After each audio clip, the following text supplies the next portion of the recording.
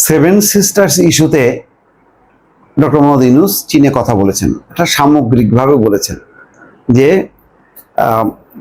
যে বঙ্গোপসাগর তার সম্ভাবনা এত বেশি, যেহেতু উত্তর পূর্বাঞ্চলীয় 7টা রাজ্য স্থলবেষ্টিত, তাদের ওই সমুদ্র লাগবে।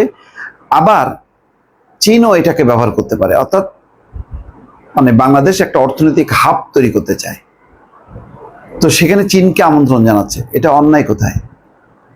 এবং সেভেন সিস্টার্স যে স্থল বেষ্টিত, পাহাড় স্থল বেষ্টিত, এই ব্যাপারে তো কোনো মানে ভুল নেই। সেই কারণেই তো তারা মংলা ব্যবহার করতে চায়, এবং মংলা থেকে তারা সড়ক তৈরি করছে 3-4 হাজার কোটি টাকা ব্যয়ে, যেটা বাংলাদেশে খুব একটা কাজে লাগছে না। বাংলাদেশ ভূমি দিয়েছে, বাংলাদেশ বিপুল পরিমাণ ভূমি নষ্ট হয়েছে তাদের এই সুবিধা দিতে, যেখানে বাংলাদেশের ওই চলাচলের মতন ওই রকম কোনো দরকারই নেই। তারপরেও তারা এখন বলছে যে বাংলাদেশকে ভেঙে ফেলার হুমকি দিচ্ছে। যে কেন ডক্টর মোহাম্মদ ইউনূস ওই কথা বললো, এটার মধ্য দিয়ে অর্থাৎ সেভেন সিস্টার্সকে বিচ্ছিন্ন করতে চায়, সেখানে চীনকে ইন করাতে চায়, এমন একটা বয়ান তারা তৈরি করছে ধারাবাহিকভাবে। এবং সেই কারণে বলছে যে চট্টগ্রাম সহ ওই অঞ্চলটা ভারতের মধ্যে থাকলে আজকে এই কথা বলার সাহস পাইতো না ডক্টর মোহাম্মদ ইউনূস। এখানে ডক্টর মোহাম্মদ ইউনূসের সেভেন সিস্টার্স নিয়ে করা মন্তব্যকে কেন্দ্র করে ভারতের উত্তর পূর্ব রাজ্যগুলোতে তীব্র প্রতিক্রিয়া সৃষ্টি হয়েছে। এমনকি বাংলাদেশকেই ভেঙে নিজেদের জন্য সমুদ্রপথ তৈরি করার হুমকি দিলেন ত্রিপুরার নেতা তিপ্রা মথা দলের প্রধান প্রমোদ মাণিক্য।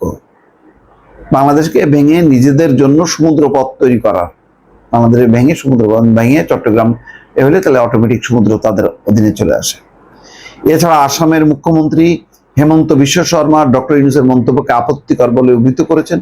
অন্যদিকে কংগ্রেস নেতা পবন খেরা একে উত্তর পূর্ব ভারতের জন্য বিপজ্জনক বলে মন্তব্য করেছেন। ডক্টর ইউনূস কি বলছেন?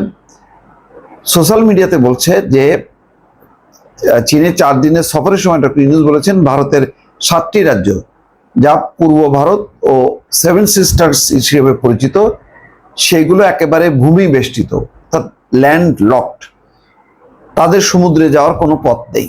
তিনি বলেন বাংলাদেশ এই অঞ্চলের জন্য সমুদ্রের অভিভাবক। এটি এক বিশাল সম্ভাবনা তৈরি করে, যা চীনের অর্থনীতি সম্প্রসারণের সুযোগ এনে দিতে পারে। ডক্টর ইউনূসের এই মন্তব্যের ফলে ভারতের রাজনৈতিক মহলে ক্ষোভের সৃষ্টি হয়েছে, বিশেষ করে এমন সময় যখন শেখ হাসিনার সরকার ক্ষমতাচ্যুত হওয়ার পর বাংলাদেশ চীনের সঙ্গে ঘনিষ্ঠ সম্পর্ক তৈরি করতে চাইছে। আসামের মুখ্যমন্ত্রীর প্রতিক্রিয়া, মুখ্যমন্ত্রী হেমন্ত বিশ্ব শর্মা বলেছেন বাংলাদেশের অন্তর্বর্তী সরকারের এই মন্তব্য খুবই আপত্তিকর এবং নিন্দনীয়। এটি ভারতের কৌশলগত চিকেন স্নেক করিডোরের দুর্বলতা নিয়ে প্রচলিত বর্ণনাকে পুনরায় উস্কে দিচ্ছে।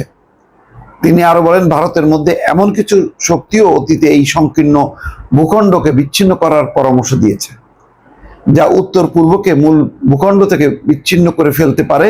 তাই আমাদের অবশ্যই শক্তিশালী রেল ও সড়ক যোগাযোগ ব্যবস্থা গড়ে তুলতে হবে, বিশেষ করে চিকেন স্নেক করিডোরকে বাইপাস করার মতো নতুন রুট তৈরি করতে হবে। ত্রিপুরার প্রতিক্রিয়া, তিপ্রা মথা দলের প্রধান প্রমোদ মাণিক্য বলেন ভারতকে এখনই সমুদ্র পথে নিজস্ব সংযোগ তৈরি করতে হবে, যাতে বাংলাদেশ নির্ভরতা কমানো যায়। 1947 সালে ভারত ইউনিয়নের সঙ্গে যুক্ত হওয়ার ইচ্ছা থাকলেও চট্টগ্রাম বন্দর আমাদের হাতছাড়া হয়। এখন এই অস্থায়ী সরকার সমুদ্রের অভিভাবক হওয়ার দাবি করছে, যা হাস্যকর। এই সমস্ত কথাবার্তা বলে এক ধরনের একটা তারা উত্তেজনা তৈরি করতেছে। কংগ্রেস নেতা পবন খেরোপার বলতেছে বাংলাদেশ চীনকে আমন্ত্রণ জানিয়ে ভারতের বিরুদ্ধে একটি অবরোধ তৈরি করতে চাইছে। আমাদের পররাষ্ট্র নীতি এতটাই দুর্বল যে যার জন্মের জন্য আমরা অবদান রেখেছিলাম সেই দেশই এখন আমাদের ঘিরে ফেলার চেষ্টা করছে। এই হলো ওদের সামান্যতা এখন জ্বলে উঠতেছে। জ্বলে ওঠার কারণ হলো শেখ হাসিনার সরকার নেই, শেখ হাসিনা নিজে তাদের দেশে আশ্রয় প্রার্থী, ফলে তারা নিজেদের আর বন্ধু খুঁজে পাচ্ছে না। এই জন্য মিথ্যা মানে বয়ান তৈরি করতেছে, করে একটা উত্তেজনা তৈরি করতেছে তারা। দর্শক ভালো থাকবেন, আল্লাহ হাফিজ।